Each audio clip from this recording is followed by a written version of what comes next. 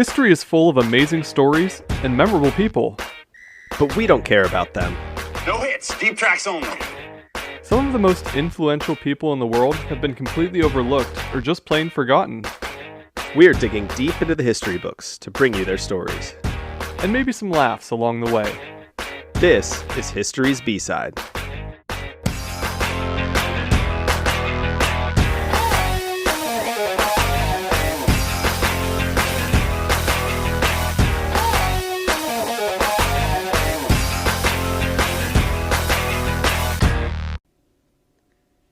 Today's B-Sider is the first female president of the United States. You know, Matt, when we set out on this historic podcast adventure, not that our podcast is in itself historic, but that we are... I think it's historic. Well, we're diving into some pretty historic people. So when we started this with the idea, we kind of always figured, or at least I always figured, that we were going to become international sensations out of this. Wouldn't you agree? Of course. I mean, absolutely. But unfortunately, we are American citizens. Not that that's unfortunate, of course. That's unfortunate? We're the greatest country in the world, as all good Americans would tell you. But it means that we're going to have a little bit of bias towards American history. So naturally, I had to pick, for my first topic, the first female president of the United States of America. Did you make that up? Oh, I didn't I make don't it think up. we had one. Now, yeah, as most people listening to this would tell you, we have never had a female president of the United States of America. But Matthew, I disagree. It's always big when you're bringing out the full name. We've never had a democratically Matthew. elected female president of the United States. But we have definitely had a woman who served as the chief executive of the United States of America. So we're going to talk about her today. All right. How much do you know about American presidents? Tell me everything. George Washington had fake teeth. I'm not sure what source they came from. He lied about it, possibly. Starting with number one is a good Thomas one. Jefferson. Good place to go. So we're moving along. 44 more. Thomas Jefferson grew wine and had slaves. Andrew Jackson was a dick. Ish. Am I allowed to say that?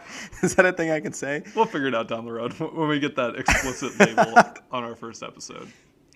So, presidents, they're notable in their own right, but probably the lesser known would be their counterpart. You know, as many a man would tell you, behind every great man is a even better woman who's telling him what to do the whole way along. That's Bruce Almighty. Oh, that's Bruce Almighty? I mean, it's in Bruce Almighty. I don't know if that's the original quote. Well, I didn't mean to steal that from Bruce Almighty. We don't plagiarize here. We're a historical podcast. Actually, you know what? I think Bruce Almighty was behind every great man is a woman shaking her head.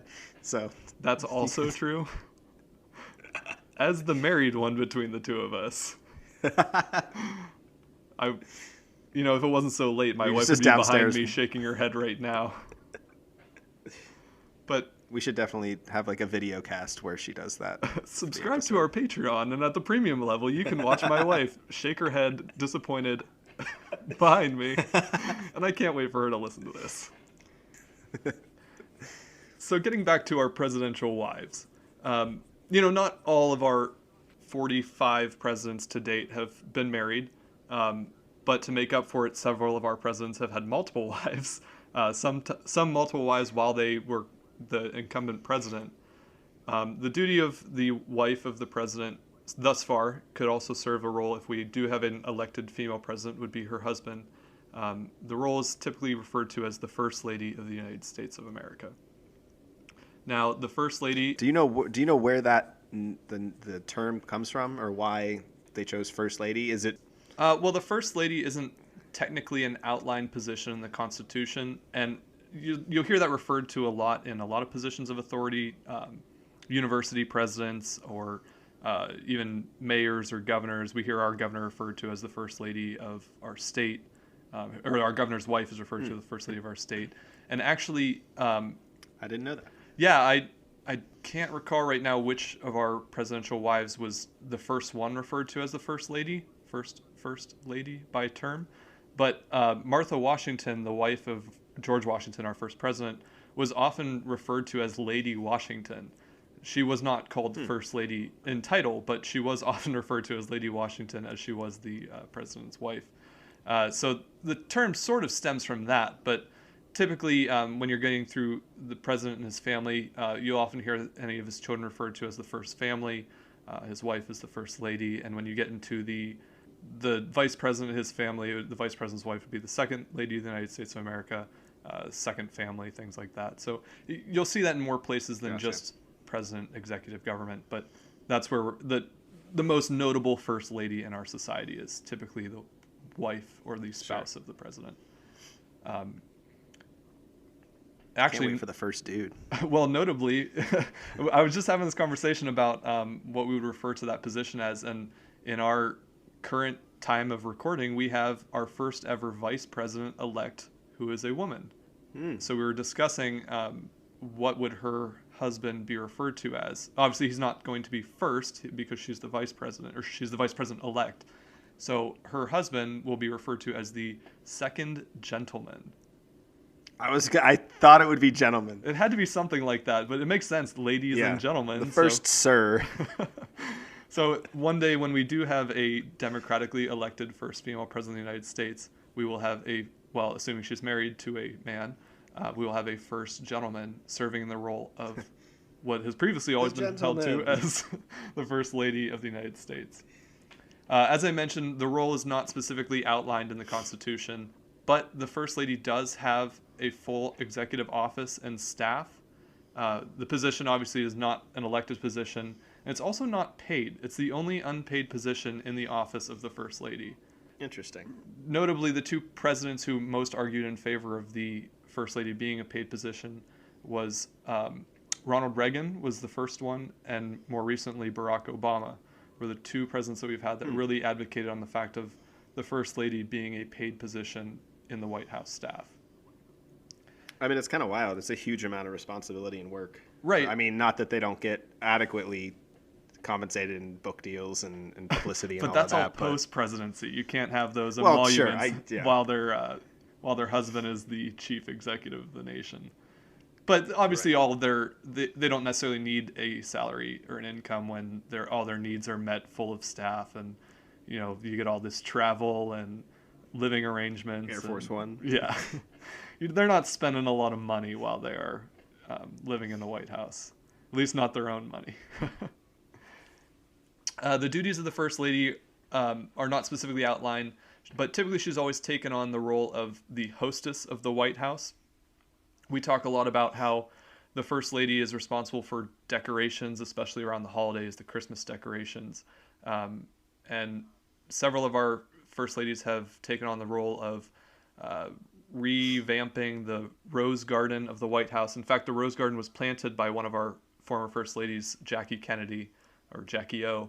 That was one of her initiatives, was beautifying the White House, and planting the Rose Garden was a big part of that. Now it's a very notable location for press conferences and big announcements and things like that. You see a lot of presidential involvement in and around the White House Rose Garden. She's responsible for management of the White House in general, dealing with a lot of the White House staff. She also makes a lot of appearances at political campaigns and different political events and ceremonial occasions. She'll accompany the president overseas whenever sometimes just visiting military members or involved with different treaties or different interactions with other foreign dignitaries. The First Lady has really evolved to be a political position in and of itself, of course complemented by her husband, who is the president, but it really has formed into its own position. Sure. Do you think that when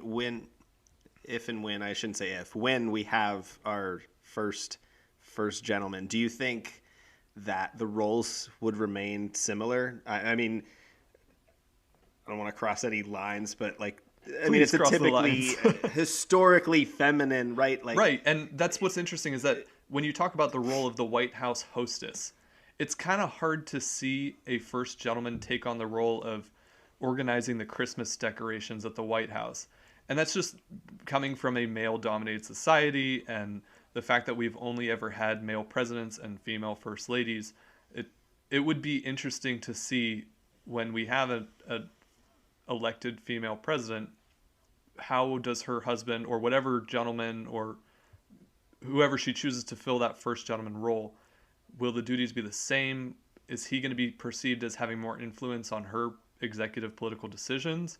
Because we don't see that a lot now. You don't see a lot where the president consults his wife before he makes a big, I don't know, political agenda initiative. Should see House of Cards. That's a different show. We're podcasting here. We're not Netflix. But the first ladies themselves have taken on a lot of their own initiatives. Most recently, especially, the first ladies tend to have their own social causes that they really push as their own agenda. And a lot of them have had some pretty catchy names over the years. That's becoming more of a recent trend. The first one that we know of as a name for her agenda was Nancy Reagan. Really was a big advocate of drug awareness with the Just Say No campaign. I mean, I remember that when we're definitely too young to have known the Reagan presidency, but I remember hearing Just Say No and having pencils and stuff on it when we were in elementary school. Like, there was a lot of holdover just from the Reagan administration, even into when we were kids in that age and when her initiatives would have affected our lives.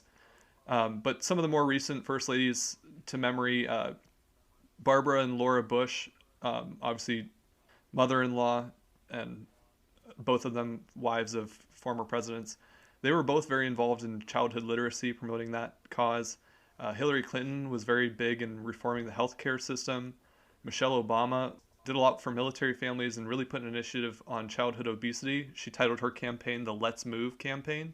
And our, at the time of recording, current First Lady Melania Trump has been overseeing her Be Best campaign, which addresses children who are affected by cyberbullying.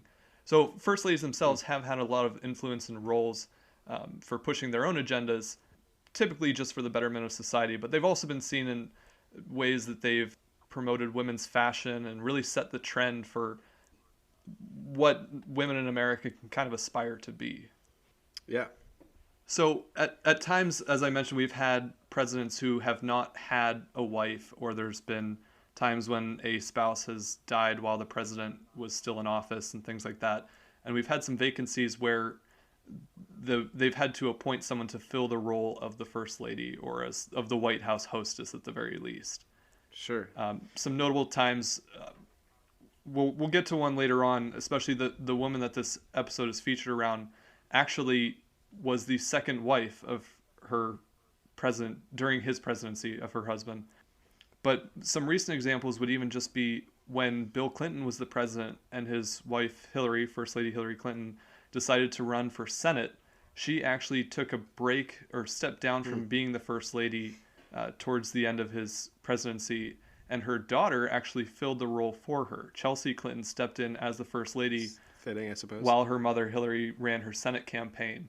And really just for a couple months while Hillary focused on her own campaign. And then once she won her campaign, she stepped back into the role as first lady. And she actually, from the time that she was sworn in as a senator, she served both as a senator and as the first lady for the last 2.5 weeks of her husband's presidency. I mean, I guess that's not that long, but that's a lot of work. Yeah, and she's definitely one of the more, impressive political women that we've heard about in our modern society. But there's been a lot of times over the years, even going way back to, say, President James Buchanan. He was our bachelor president. He was never married, but he would appoint... My guy. He appointed his niece, actually... Was he on Tinder? There's... I don't know if this will be a future entry about some people in James Buchanan's life, but he's often referred to as our first gay president. Not that was ever actually official, but... it was rumored or believed that he may have been bachelor by choice, shall we say. And that might be a future story about the people in his life that we touch on later on. But he actually appointed his niece because he didn't have a wife. His niece filled the role as the first lady. So typically when there is a gap in that position, whether it's because the wife has passed away or we have a president who's just not married, they'll appoint a family member or a close personal friend to fill that role as the White House hostess. Now, obviously, our first ladies have been pretty prominent in our society. They've filled a big role as we've, needed someone to kind of be that focal point of the White House, especially domestically. So I thought this was interesting. Recently, our country decided to honor some of these first ladies by actually printing some of them on currency.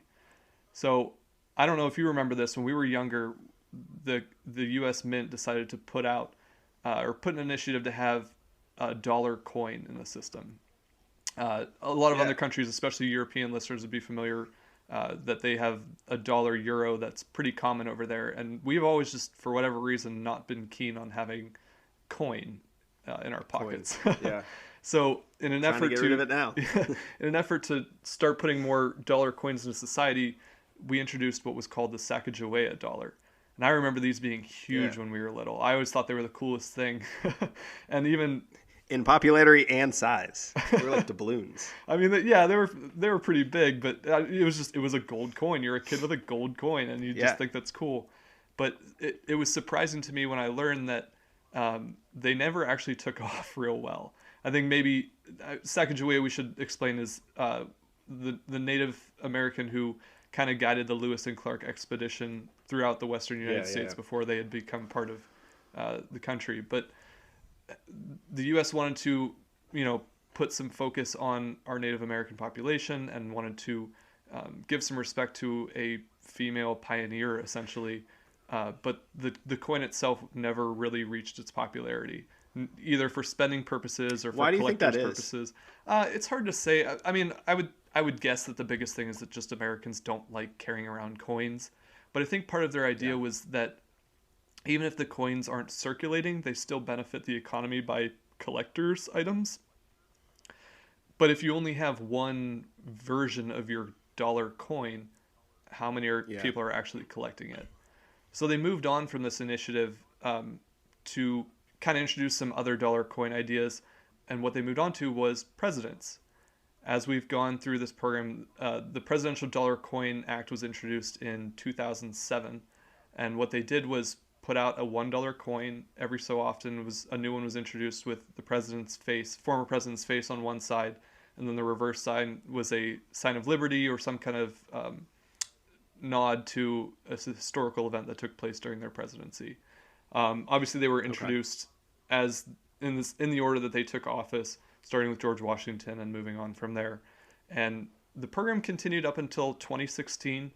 So we had 9 good years of presidential dollar coins, and it really had... I had no knowledge of this. I've probably seen one of these coins, but I don't know that I remember.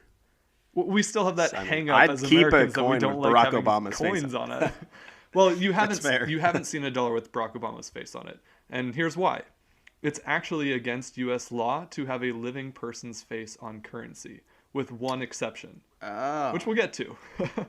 But so they've been introducing these presidential dollar coins every so often, putting a new one into circulation up until 2016. And the reason they stopped the program, or really suspended is probably the better way to describe it, is because they ran out of deceased presidents. We got all the way up to Ronald Reagan was the most recently printed presidential dollar coin, because President Jimmy Carter was still alive, George H.W. Bush was still alive, Bill Clinton, George W. Bush, Barack Obama. And that's why it's going to begin again. Right. Okay. So up until 2016, we suspended the program. We had all of our deceased presidents had been printed on coins until the passing of George H.W. Bush only a few years ago. And it was announced that his presidential dollar coin would be released in the year 2020, which is this year. Now, I've yet to see one, but I believe that has been released in circulation already. And like I said, you don't see them too often. Part of the reason is we just don't like carrying coins. As someone who spent a lot of time working in the restaurant industry, there's nothing more annoying than someone paying with a dollar coin, because you have to take it. Coming to your restaurant with a bag of coins. But our cash drops don't take them. Right. No one wants to carry it. Yeah, it's more gimmicky that someone will go to a bank and specifically ask for it. Usually collectors, but some people like them and some people think they're interesting. The same reason we have $2 bills still. They're unique. I was just about to say that. But they're really not useful as actual currency. Yeah. So, getting back to our first ladies, in an effort to boost their notoriety and to give them their respect and their due, as part of this Presidential Dollar Coin Act, they also introduced the first spouse $10 coin. Now, it was titled the first spouse coin because up to this point we have not had a female elected president, but someday we might, and she might have a male husband, which would make them the first spouse rather than first lady or first gentleman. So the first spouse coins were introduced, and they were to be distributed and debuted the same time that their counterpart, their husband's coin, was released as well. So along with the George Washington dollar coin, we got the Martha Washington $10 coin. And I have never seen one of these. These have to be so much more rare and really just a collector's item. Yeah, it seems. I mean, I have never seen one. But again, this is the first I'm hearing about them. Right. But again, they were released with their spouse's coins, and there were times that we would have, a president whose wife died while he was in office and maybe got remarried. So there were times that we'd have two spouse coins that would come out with the presidential dollar coin. They'd just be released about the same time, but they would still have the first spouse or the first lady's face on the one side, and then some representation of a notable part of her achievements on the reverse side of it. If we did have a bachelor president or certain presidents who just didn't have the first lady during their presidency, they would just have a second coin created that was representative of the president and some homage to liberty. Now again, these coins were introduced up until 2016 when we just ran out of deceased presidents. But because First Lady Barbara Bush passed away around the same time as her husband, her $10 coin was also released in 2020. It's just now making it into circulation because we've just passed the 2-year mark of her husband's passing. Now, like I said, there was one exception to the law that a living person could not appear on U.S. currency, and that is because the first spouse coin is to be released at the same time as their husband president's coin. So in the event that one of our five living presidents were to pass away, 2 years after his passing, we would introduce his presidential dollar coin. But if his wife outlives him, she would get her first spouse coin introduced in that same year. So we have 5 living first ladies right now, and each of them has the opportunity to one day outlive their husband by 2 years and appear on American currency. And some more than others. What's interesting about that is our current president and first lady have a pretty big age gap. Not to suggest anything, of course, but it's very likely that she could be the first lady to appear on a legal U.S. currency while she's still alive. Are you suggesting something? I'm not suggesting anything. I just thought it was an interesting and useful tidbit. Nice reflection. So why don't we take a quick break here, and then we'll get into our first female president of the United States of America.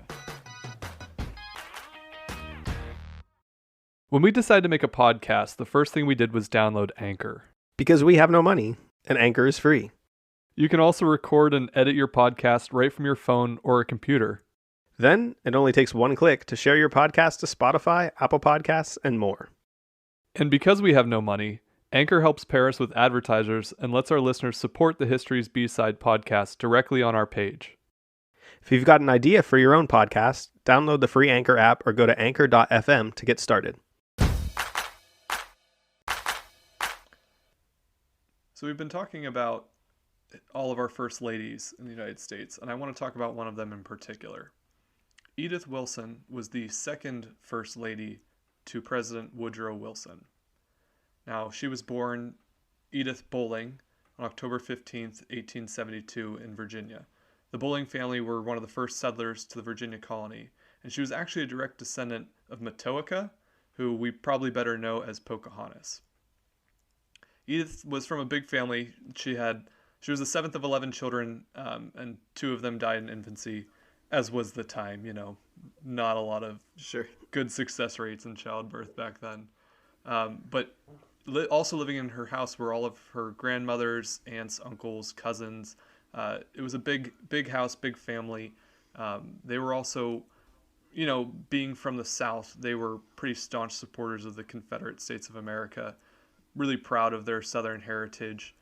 And she was actually taught the post-Civil War narrative of the Lost Cause. Are you familiar with this? I'm not. So the lost cause, we don't necessarily hear it referred to by name in today's society, but it's essentially the belief that slavery was just and moral because it brought economic prosperity to the region. It's also the basis of a lot of the whole, yeah, it's also the basis problems. Has a lot to do with the whole states' rights thing that we hear a lot. I mean, now whenever you see people waving their Confederate flags and stuff, you hear a lot about Southern pride. And when people give the argument that the Civil War was about more than just slavery, it was about states' rights, and really it was just states' rights to own slavery, to own slaves. Right, yeah. But that's probably another conversation that we could have down the road. But it's definitely a longer other conversation. Yeah, but the Bowling family, they were certainly not immune to this ideology. They justified slave ownership to themselves, believing that the persons that they owned were content with their lives as slaves because that's just all they knew, and they had little desire for freedom. There's probably let's talk about you and me for a second. You know, the basis of our friendship is pretty much just that we disagree on a lot of things, and it gives us a lot of good conversation fodder. I think that's pretty true. There's probably a few moral standpoints that we can set as pinnacles of what the History's B-Side podcast believes in. Number 1, slavery is bad. Number 2, Nazis are bad. No, I'm pretty okay with Nazis. Good, because that's a later topic. I'm kidding. Can't wait to discuss it with kidding. You. Oh, great. I can't wait to hear you have a good Nazi in your playbook? Standpoint. Hitler was a great speaker. He was very charismatic. I wouldn't refer to him as a good Nazi, but he was a Nazi. He was an effective Nazi. He was the Nazi. There's a the Nazi other than Hitler? Yes. But that's a later talking point. In addition to Nazis. Catch up later for the Nazi. Slavery is bad. Indeed. Quite. Now I'm gonna say but. This is not a defending slavery. Why? But. Oh my God. Slavery is bad. But that doesn't mean we need to hate everyone in our history because it was a part of the American story. I do. To say that I'm kidding. Everyone in that era was fully faulty. Okay, it's probably true, but also we need to embrace part of our history because they had less to go on in a good way, not embracing in a good way, but knowing that that's a part of our story and it's something that I felt we should address. Sure. Yeah, I mean, you can't leave it out. I think that's almost worse than right. As we get into the story of Edith Wilson, she's a pretty respectable person and someone that's worth knowing in history. But it's also worth knowing that this was a part of her upbringing and a part of where her family came from. Right. And understanding that ideology is something that a lot of Americans of this time period were raised on. Yeah, I mean, if we're being honest, it's pretty hard to cover, as unfortunate as this is, it's pretty hard to cover any pre-turn of the century, pre-1900 American history without talking about somebody who was involved in or participated in or was complacent in or supported slavery. I mean, and especially people of power and wealth of that time. Now, the Bowlings family wasn't necessarily of wealth during her upbringing, but they were one of the first settlers in the Virginia colony. Of course, they came from wealth until the Civil War took a lot of that away. So let's get into the Bowlings family a little bit, or specifically with Edith. She herself had very little formal education, and a lot of that comes from, like I said, the Bowlings family sort of didn't have their wealth at this point. Edith herself was taught how to read and write at home. Now, her paternal grandmother, Anne Wigington Bowling, that's a great name, played a large role in her education. Her grandmother was crippled by a spinal cord injury, and she was confined to bed, but Edith had the responsibility to wash her clothing, turn in her bed in at night, and look after her 26 canaries. How do you feel about people that have birds as pets? I think they're all right. My dad had a bird. What kind of bird did your dad have? Now, was a cockatiel. It pre you, or did you also live with the bird? That was pre me. But when I was born, my parents had a cat that bit me, and then they got rid of it. I guess the better question, was your dad's bird before he met your mother? No. My mom and dad met because my dad worked Did he No, woo my her dad with worked. the bird? My dad worked for my mom at a pet store that my mom and my grandma owned. And so my mom was into birds. I mean, my mom was into all kind of pets, but my family has a rich history. What can I say? I'm just trying Even to has imagine the he has a situation bumper where sticker.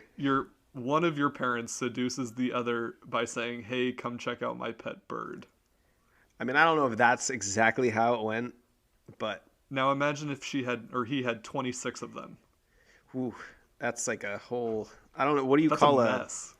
a what? That's a mess. A mess? Yeah. It is a mess. There's a word for like a bird sanctuary. An aviary? I don't know what it is. Thank you. An aviary. I kept thinking apiary, and I knew that was for bees. That's Apiary. something else. Apiary? Apiary. Yeah. Anyway. Tangents. All right. So in exchange for caring for her 26 canaries, Do we grandmother know Bowling, why she? So, do you know why she has had 26 canaries, or like what? they Was it make just great a pets. hobby? They're very cuddly. Okay. I mean, it's not for their meat. They're canaries. You could have little tiny fried canary leg wings, right? Seems a bit mean. Anyway. In return for caring for her 26 canaries, Grandmother Bowling oversaw Edith's education. She taught her how to read and write and speak a hybrid language of French and English. She also taught her how to make dresses and instilled in her a tendency to make quick judgments and hold strong opinions. These personality traits would obviously become very important to Edith later on in her life, as we will get into. She had her first formal education when she was 15. Her father enrolled her into Martha Washington College in Abingdon, Virginia. She was a very undisciplined, ill-prepared student. She was pretty miserable. She said the food was very poor at the school. The rooms were very cold and didn't enjoy the curriculum there. She left after one semester. Couldn't hack it. There's cold rooms. I feel like that pertains to a lot of students in today's age. That they couldn't hack it, or that the food was poorly prepared and the rooms were too cold. All of the above and leaving after one semester.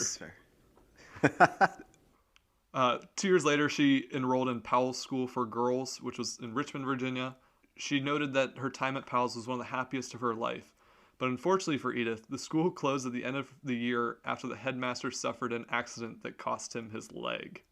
School closed because the headmaster lost his leg. What the hell? What was he doing? Oh, it was definitely a bear attack. Is that a real thing? He got attacked by a bear? Oh, I have no idea, but how else do you lose your... Well, it could be, like a fever or something. It is the Tree late shredder. 1800s. Right there. Really could be... There's anything that could cause you to lose your leg in that time and age. That's fair. Yeah, I mean, everybody was just legs left and right. It's falling off. But I like that they didn't hire a new headmaster. They just said... They just closed the school. Yeah, he can't cut it anymore. Just Maybe stumbling all over the place. And my dog is literally attacking me. He wants to gonna be bite in the your leg podcast. off. I think he's upset about the canary thing. All right, let's move on. Edith married Norman Galt in 1896. Norman was a prominent jeweler in Washington, D.C., very wealthy, ran his own business.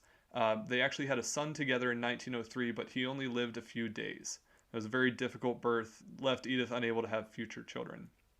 Unfortunately, even beyond that, Norman Galt passed away unexpectedly in 1908. Edith was left widowed and wealthy. So she hired someone to run his business. She paid off all his debts. She took the income that was left over and toured Europe. What a woman. I ain't saying she a gold digger. No, she really did. It was a good marriage. He just, died unexpectedly, and she used that time, I guess, to cope, to travel and see the world. It wasn't as common or as easy back in that time, especially as a single woman. Yeah. Eventually, she returned to the United States, still living in Washington, D.C. at this time. She was on a hike with a friend and also Helen Bones, who was the first cousin of the current president, Woodrow Wilson. Bones was actually acting as the White House hostess, aka First Lady at the time. She invited Edith to come back to the White House for tea, where she claimed she, quote, turned a corner and met my fate. There's my dog in the background. Guess who's awake? So, turned a corner and met my fate. Like I said, Helen Bones had been acting as the White House hostess at the time following the death of President Wilson's first wife, Ellen Wilson. I was reading an article about Edith by Carl Anthony on biography.com where he wrote that for Wilson, it was love at first sight. Soon a presidential limousine hummed most nights outside of Edith's door, ready to slip her over for romantic suppers, while the next morning presidential messengers delivered suggestive love notes that flatteringly sought her apolitical opinion on issues ranging from the trustworthiness of cabinet members to finessing diplomats as a war in Europe began to rapidly expand. Now, obviously, Nobody knew. Yeah, this was kind of an interesting situation to have. Obviously, shortly after the president's wife passes away, he begins a courtship with a new woman. And, as there's a lot going on in the country. Go ahead. Well, no, I was just going to say the first lady is sometimes, and the first family is such an integral part of the election process and a candidate's viability. It's just interesting. I mean, how did the country feel? That he was, remarrying, and also that even though they didn't know the full extent, that she was, in some way at least, influencing decisions. I mean, he was going over cabinet members and diplomats with her. His first wife passed away in 1915. Wilson himself was up for re-election only a year later. This was still in his first term, and it was something that his staff was well aware of. The article continues in saying, if Edith was overwhelmed when the president insisted they get married, his political advisors were downright alarmed. Not only was Wilson entrusting this woman he'd only met 3 months earlier with classified information, he was up for re-election in 1916. Marrying Edith barely a year after his first wife's death, they feared, would lead to his defeat. So they crafted a plan. They would generate a series of fake love letters, as if written from Wilson to a Mary Peck with whom he had conducted a real love affair of the heart, and leak it to the press. They hoped this would humiliate Edith, and she would flee. And she was like, nah, I'm here for good. His own staff was conspiring to get her out of the picture, to scare her off, or just to make the president see that he shouldn't be marrying this woman he just met. Politics gonna politic. There were other it's just, I guess, rumors. It's good to know that this has been going on for forever and isn't. Nothing is new in politics. Game. I do wonder if if a president today could have gotten away with the same sort of, I guess, clandestine meetings with the amount of media coverage and internet and social media that we have today. Yeah, you have to think the 24-hour news and social media definitely wouldn't help this situation. No. But I'm sure the president can still get away with a lot of things that, the public eye doesn't get to see. He sure can. Regarding this situation, there were other rumors that suggested Wilson had cheated on his first wife with Edith, or that the two conspired together to have Ellen Wilson murdered so that they could be together. Oof. But that's a hell of a love story right there. Right. Despite all this, they got married on December 18th, 1915, and Wilson still went on to win his re-election. Of course, this eventually led to the U.S. entering the First World War in April of 1917. Did him winning the re-election lead to the war, or just the U.S.'s entrance into it? The no, latter, I mean, the World War I, the U.S. was not a part of initially. It's similar to, obviously, the more notable entrance to World War II. They were kind of pulled into it just under a general policy of establishing world peace and maintaining order. Always getting dragged into these conflicts. We don't start anything, we finish them. America. There you go. To be fair, and we should do an episode on this, the Russians technically finished most of World War II. We just took the credit for it. That's the American way. We walked damn straight. Walk in on the 9th round, knock the opponent out, and just put the hands up. Woo! So, upon their marriage, she became the First Lady, and being the First Lady during World War I, she took on the responsibility of leading some domestic initiative to support the war effort. She proposed ideas and took them on herself and pushed them onto the public to observe gasless Sundays, meatless Mondays, and wheatless Wednesdays. All of these obviously to preserve resources that would be needed for the military effort.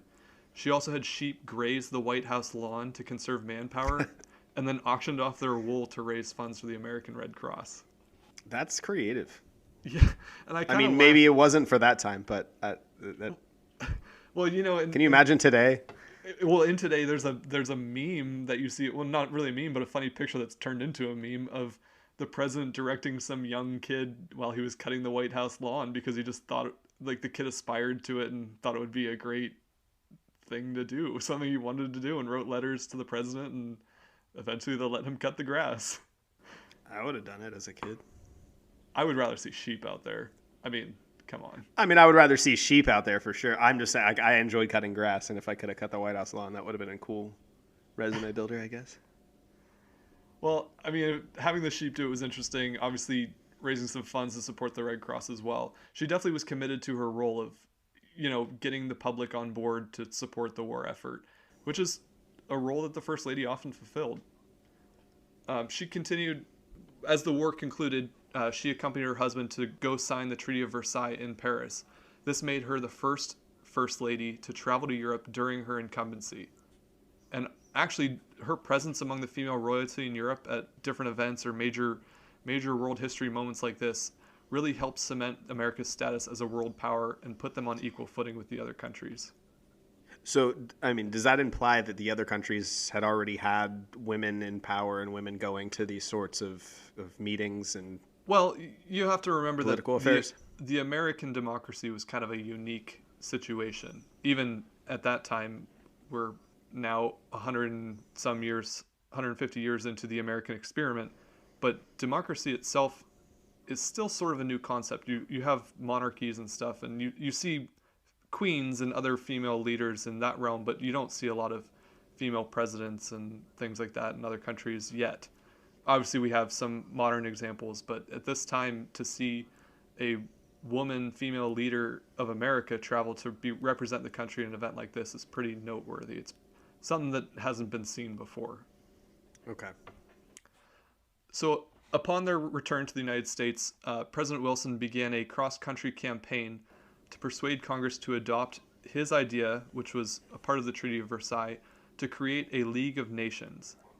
A lot of Americans are familiar with this concept, similar to what we know now as the United Nations, but this was Wilson's idea that he hoped could work together, a collection of all the countries in the world work together to prevent future world wars, as it were, wars like this one. Unfortunately, Wilson faced much opposition from the Republican-controlled Senate at the time, refusing to work with him and to adopt his propositions. So he literally had to travel across the country to persuade senators and other politicians to get on board with his idea of creating this League of Nations.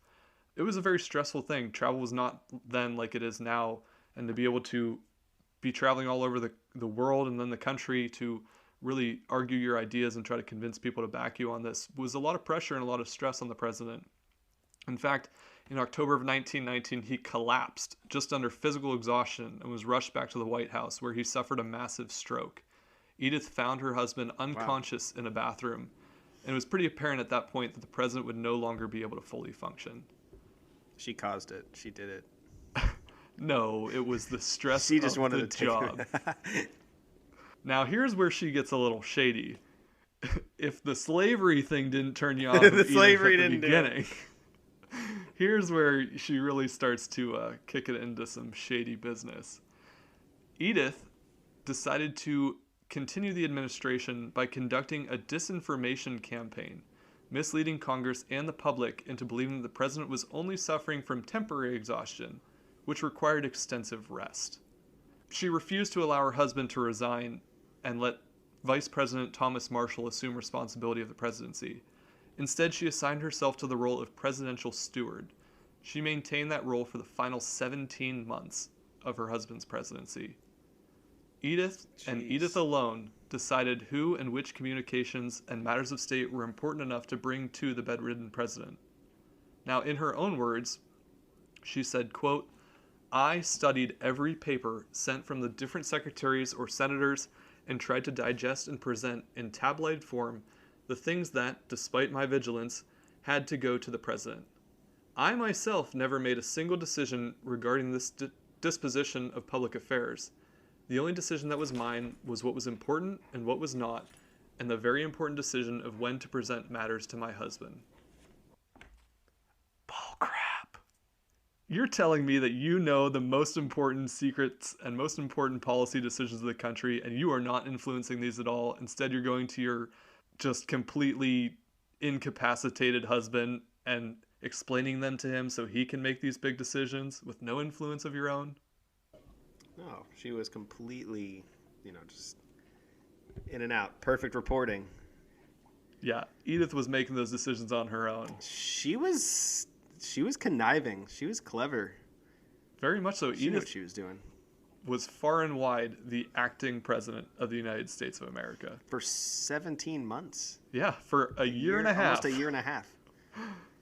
Edith became the sole communication link between the president and his cabinet. She required that they send her all pressing matters, memos, correspondence, questions, and requests. It was a pretty interesting way to run the country. I mean, it's genius, sort of, I guess. I mean, I guess she did, assuming it all went down as you've said, she got the opportunity and took it. Not every president collapses in a way that leaves him alive, but incapacitated. So, yeah, I mean, it's pretty clear that he was conscious during this and at least functioning enough to trust her to make these decisions. But she would not let him give up the presidency. She made sure that she was there to fill in that role and, kindly help him out as needed. Of course, just little old me. The dynamic was interesting, though. Cabinet officials had to wait in the hallway outside the presidential bedroom while the First Lady conferred with her husband on important matters, waiting for her to return with, his decisions. Oftentimes he'd come back with papers with some scribbled notes in the margins in her own handwriting of what the president's thoughts were and things that he needed to implement into these policy decisions. And she had some influence. Go ahead. Do you think this would be possible today? We talked about earlier with all of the media coverage and the White House press corps and just the availability of information. Do you think that this would be possible today?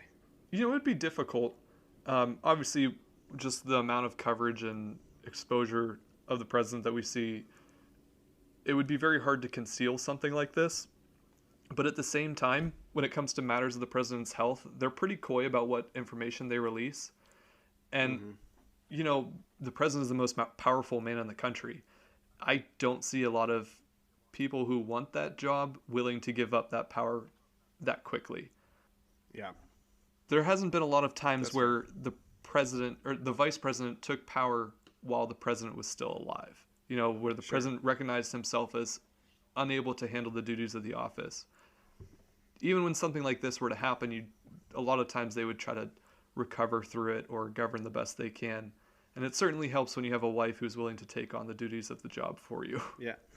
So is it to be assumed that he was kind of okay with this? I mean, he went along with it. I mean, in some way he was. Yeah, I would say if he wasn't, he didn't object to it, or maybe he couldn't object to it. Couldn't. That's nefarious. She had a lot of power too. At one time, she called and succeeded in calling for the dismissal of Secretary of State Robert Lansing because he was holding cabinet meetings without the president or Edith herself present at them. On another occasion, she refused to allow the U.S. to accept the credentials of a British representative unless he would dismiss an aide who was known to have made demeaning comments about her. And what's interesting about that story is that the representative had been coming to argue on behalf of Wilson's League of Nations to the U.S. Congress. Her rejection of this representative's credentials and his inability at that point to come speak on behalf of the president's ideas before Congress probably led to the overall failing of his own initiatives. It's almost like... That's petty. I mean, good for her, though, because she really stood up for herself in a way, in a time when most women couldn't, and she had enough self-respect to do so. Now, it arguably got in the way of the most defining moment of her husband's presidency, but I don't really blame her. At that point, it was Edith's presidency, and if someone is coming over and is not respectful of the position and authority that she holds, good for her. See, I disagree with that a little, only because if I were, and I don't know what these demeaning comments were, I think it would depend on the degree of severity, but and maybe I'm wrong. Maybe I would let my ego take control. But I think I would be able to, in defense of my overall legacy and one of my biggest goals, kind of put that behind me and just swallow it as if the person was coming to argue on behalf of it. Now, I don't know how much control this person had over whether or not the League of Nations happened. And Yeah, in Edith's defense, it seems unlikely that the Congress would have gotten on board anyway. Just because you have the same political divides that you see today. But it certainly wouldn't have hurt to have a foreign leader come in and explain why this international Congress would be a good thing to prevent future conflicts like this.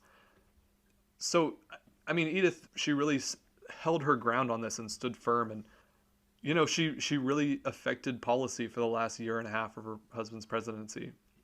And even after he left office, she continued to screen the visitors and the activities of her husband until his death in 1924. And beyond that, she devoted the rest of her life to managing his legacy. She had the literary rights to all of her husband's papers. This was a time before presidential papers were viewed as public documents. She denied access to people whose motives she didn't trust, and she granted access to people that proved that they were loyal to her. She also had full script control of the 1944 film biography Wilson, including the depiction of herself, played by the actress Geraldine Fitzgerald. And Edith played a prominent role in future administrations beyond hers. She was in close contact with a lot of her successors, and she was even seated next to Eleanor Roosevelt when President Franklin Roosevelt delivered his 1941 declaration of war to Congress, which was when the U.S. entered into World War II. she was like, Eleanor, wait till he's incapacitated and just take shit over. She's like, I've been there. Here's what you do. You're going to be the second female president of the United States, and no one's going to realize it.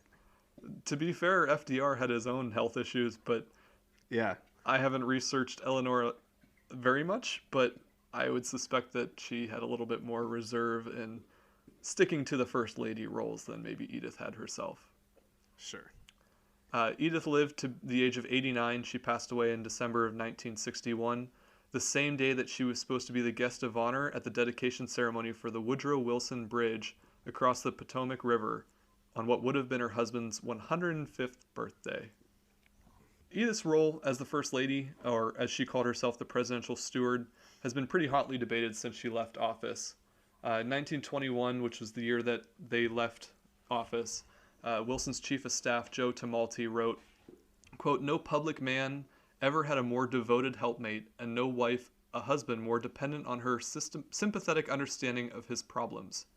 Mrs. Wilson's strong physical constitution, combined with strength of character and purpose, has sustained her under a strain which must have wrecked most women." End quote. Good old Joe Tumulty really embracing girl power there. Yeah, for sure. I mean, but it sounds like he had a positive view of her. Yeah, the way I'm interpreting that, it's a lot of like, she really benefited from the fact that her husband couldn't care for himself or took advantage of that. But also, sure, he's pretty lucky that he had a strong woman to care for him. Otherwise, he wouldn't have been the president. So there's a little bit of both there. And honestly, that's probably a pretty gender progressive stance for that time period. Yeah. Other scholars have written about Edith saying that she underestimated her own role in her husband's presidency. While she may not have made critical decisions, she definitely influenced both domestic and international policy just in her role as the presidential gatekeeper. She was essentially the nation's chief executive until her husband's second term concluded. And there was a Republican senator at the time who said, "The presidentress who had fulfilled the dream of suffragettes by changing her title from First Lady to Acting First Man." There you go. But it's worth noting that until her death, the former First Lady insisted that she never assumed the full power of the presidency. I don't believe it. Yeah, I mean, I am having trouble trying to decide what position I want to take. As much as I want to make her the bad guy, just because it seems to be the devil's advocate point of view, it's hard to ignore some of these scholar writings, which are clear. I mean, to me at least, as I read them, don't indicate a distaste. Don't indicate a lot of harsh feelings towards her actions. I mean, most of them indicate a little bit of an almost reverence for her strength and ability to hold the show down. While It her would have been husband a was new sick. perspective to see a woman take initiative like that and to really, run the executive branch. Yeah. She may have denied it herself, but there's no way that she was not impacting policy. And if she was the one who told Wilson not to step down and to maintain the power of the presidency with her help, she was absolutely acting in that role. And that's not something that people would have really fully understood or been comfortable with, especially if they're being insincere to the public and to the press and to Congress about how bad his health situation really was. Yeah. Do you think that she didn't? Do you think that she insisted that she didn't have those influences and effects purely out of humility, her own humility, or out of a kind of more strategic, didn't want to let the cat out of the bag front? It's probably definitely some strategic. How could it not be? Sure. She was very careful about maintaining the legacy of her husband, and to say that for her to come out and say that he was unable to handle the duties of the job and she had to do it for him, number one, would have really hurt his standing in history as being a really strong and combative president, a president during a time of war, but also would have made her look bad too, in just that she took on duties and roles that are not hers to take as the first lady. Yeah. She was not elected by the American people. They elected Woodrow Wilson and his vice president to take over those duties in the event that he's unable to do them. So I think it's a little bit of both. She came from sort of humble beginnings, so she may not have really believed that she was impacting policy in the way that she was. But at the same time, she very much was the acting chief of the executive branch. I mean, for sure, it's almost like saying the conglomeration of media doesn't have an effect on public opinion. Like, she was the gatekeeper of information. Even if you don't make a single decision, deciding what gets through to the other side is a decision. It's true. So should we move on to our next segment? The quiz. We'll be right back.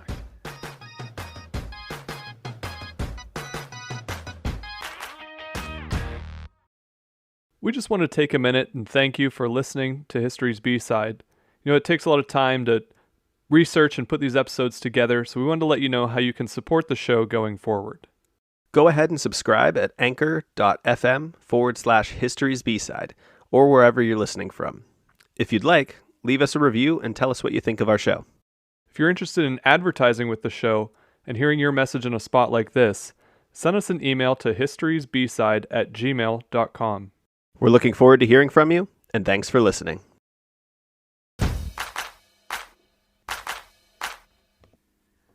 All right, now it's time for the quiz. We'd like to end each episode with a quiz pertaining to that episode's topic to see how much we've learned and also to give you a chance to flex your history muscle a little bit. So, here we go.